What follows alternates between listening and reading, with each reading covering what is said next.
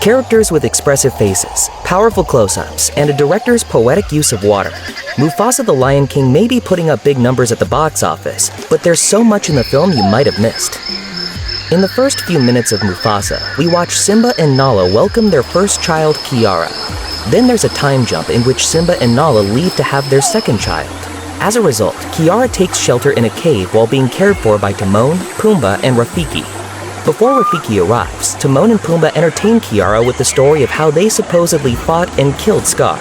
They even recreate the climactic battle between Simba and Scar at the end of The Lion King, but with the meerkat and the warthog subbing in for Simba.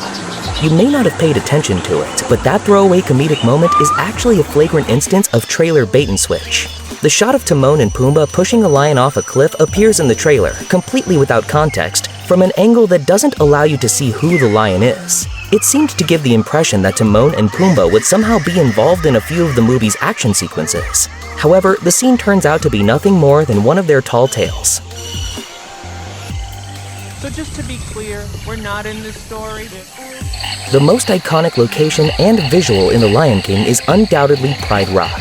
Several of the film's key scenes take place on the edge of the platform-like peak, including Simba reclaiming his post as king. This is true of both the original 1994 film and the 2019 remake. So while watching Mufasa, you might just assume that the cave where Kiara and her caretakers shelter from the storm is the Pride Rock Cave. Take a closer look, however, and you'll notice that it is not. As we can see in the shots that show the cave from the outside, it's merely another cave somewhere in the Pride Lands. This makes a lot of sense because if the intent is to keep the royal child safe, it's probably a better idea to hide her somewhere less conspicuous than the official royal residence. One of the most common criticisms of the 2019 remake of The Lion King was that the animal characters lacked discernible facial expressions, making their emotions unreadable. Now that's what I call umami. However, in Mufasa the Lion King, the problem of animals' facial expressions was addressed. The animation in the film allows the characters to express their feelings through their faces. So, for instance, the lions are able to smile widely, move their brows, and even contort their mouths in a human-like way. It's a relatively small and subtle change in terms of the film's overall look, but it contributes to making the story of Mufasa and Taka more relatable and emotionally affecting.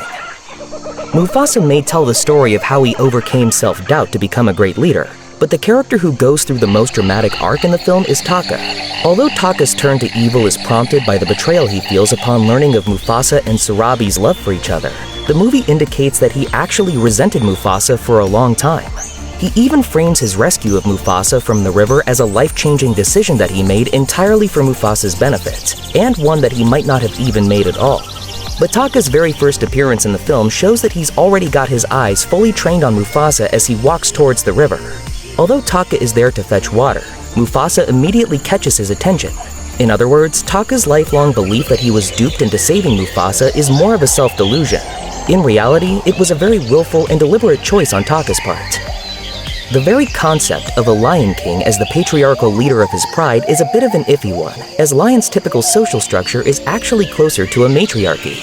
Lioness hunt and care for cubs, while the social role of males is usually limited to mating and pride defense. They also spend most of any given day sleeping and resting.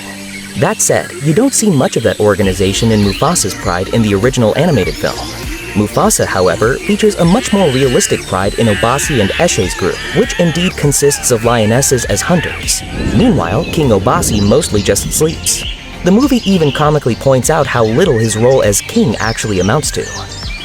An early, defining event in Mufasa's life is the river flood that sweeps him away and separates him from his parents. Following that trauma, Mufasa develops an immense fear of swimming and of large water bodies in general. But if we swim, we drown!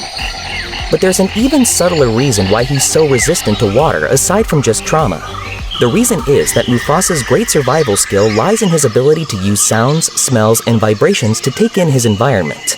That perimeter mapping ability is almost a superpower, which he repeatedly uses in times of danger.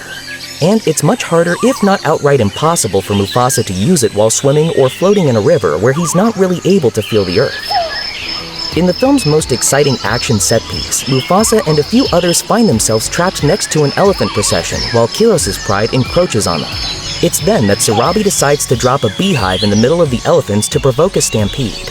In the ensuing chaos, Sarabi gets knocked unconscious by an elephant, so Mufasa drags her under a rock to keep her safe. Taka, meanwhile, finds himself stranded and alone in the middle of the stampede and must hide underneath a rock to stay alive. He's visibly terrified as he watches the elephants run right above him. Upon closer inspection, however, the panic on his face is clearly the result of a trauma that stayed with Taka and may have had something to do with his decision to later kill Mufasa by new stampede. One of the key components of Taka's character arc is his sense of guilt and shame over what he perceives as his own cowardice. He particularly beats himself up for not jumping into action to protect his mother from Kiros's goons when they pounce on her and Mufasa. Taka retains his tendency to be fearful and avoid direct brush-ups with danger throughout the movie, but it's later recontextualized as not a bad thing. After all, being reluctant to fight and looking for alternatives can sometimes be useful. For one, it saves both Taka and Mufasa when they're cornered by Kiros's pride on the edge of a waterfall. If it were up to Mufasa, after all, they would have foolishly taken on the whole pride and inevitably been killed. That said, the real problem plaguing Taka is not fearfulness. It's the crippling shame he feels due to the pressure put on him by his father. Early on in the film, Mufasa's parents sing him a sweet, hopeful song about Milele, the earthly paradise they hope to one day reach if they can get across the desert. Mufasa spends the rest of his life dreaming of Milele and eventually sets upon finding it with Rafiki's help. As promised by Mufasa's parents, Milele does turn out to be a prosperous land full of water, grass, and life. It's called the Pride Lands. Find your place in the circle of life. Geographically speaking, however, the Pride Lands don't quite match up with the magical land Mufasa and his parents dream of. They look more like a typical East African savanna, but not unlike several other areas previously visited by the characters. So what really makes Milele so exuberant is not the geography